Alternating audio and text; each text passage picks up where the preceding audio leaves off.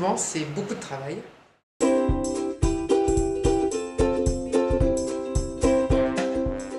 C'est clair que dans une histoire en film d'animation, ce qui est le plus important, c'est le scénario. Donc, on a choisi bien sûr cette histoire qui est assez formidable et qui est intéressante pour le film d'animation. Mais c'est le principe, enfin, c'est ce qui est très important, c'est l'histoire. Tom Patate, alors je ne vais pas vous le dire, déjà c'est non, Tom Patate, c'est surtout une quête. C'est très intéressant pour les jeunes, on va dire, même 3 ans s'ils écoutent les histoires de leurs parents, jusqu'à tard. Et ça se passe dans la nature, en Livradois-Forez, donc en plein cœur de l'Auvergne, avec des fées, avec beaucoup de choses, enfin beaucoup de personnages fantastiques, mais c'est une super quête et fait écrit par une écrivaine de la région. Voilà. Donc bien sûr pour réaliser une série télé sur Tom Patate, ça veut dire qu'il faut beaucoup de financement.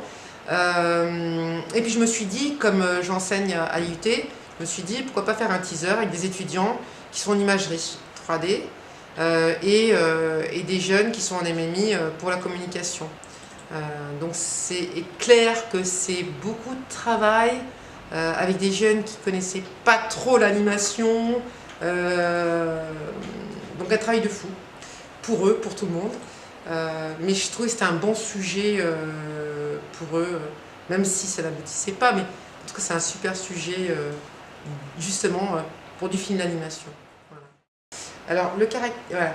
Donc, il y a eu un caractère design, bien sûr, au début, hein, comme dans toute production, parce qu'en fait, on a essayé de suivre, en tout cas, les différentes étapes d'une production.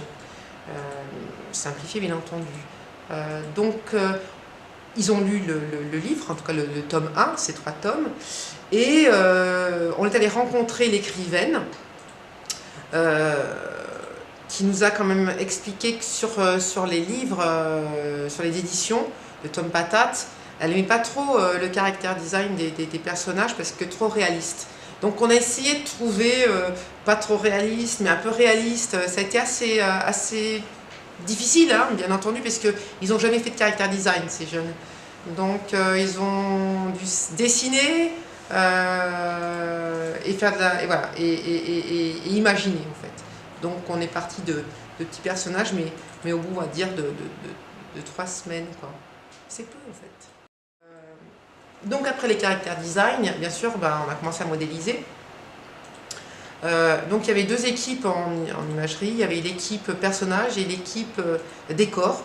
Donc on a bien sûr aussi réécrit un scénar, bien sûr avec le livre, bien que le livre est vraiment bien pour scénariser, puisqu'il y a pas mal de dialogues. Donc on a fait un scénar sur une petite partie du premier chapitre. Et donc les modélisations des personnages, alors je redis souvent pas facile, parce que justement c'était des jeunes qui n'avaient pas vu l'animation, donc ils ont dû modéliser sans savoir vraiment ce qu'était un setup, un rig. On est allé souvent rencontrer l'écrivaine et ils ont pris des photos, ils ont filmé, donc ça c'était les jeunes filles en MMI qui ont filmé et pris des photos pour s'inspirer du jardin, du vrai jardin, là où l'écrivaine justement a écrit cette quête, Tom Patate. Et pour les textures, parce qu'il y avait des textures du jardin, des textures du décor, une cabane, et des petits personnages. Et là, ils ont dû donc retravailler ces courbes de BBH, de motion capture, pour les intégrer dans les personnages modélisés et CTP. Donc voilà, vous allez regarder ce film, parce que ça va être génial.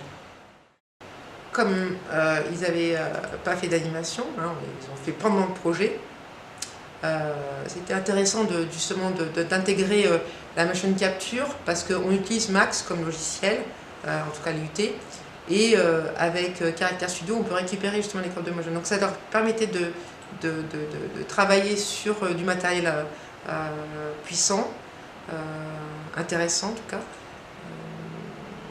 et l'intégrer. Alors c'était pas simple parce qu'il y a des personnages, et je vous le dis pas, qui sont vraiment pas simples. Donc on a bien ri. Je me souviens de Vincent avec Jekiel. Et on a bien ri à faire un quadripède. Donc voilà, c'était intéressant parce que c'était effectivement essayer de se mettre dans la position de personnages qui ne sont pas du tout des humains et d'intégrer ça après dans des modélisations. Donc c'était sympa. Donc voilà, je vous donne rendez-vous sur le site de Tom Patate pour voir le teaser. Merci.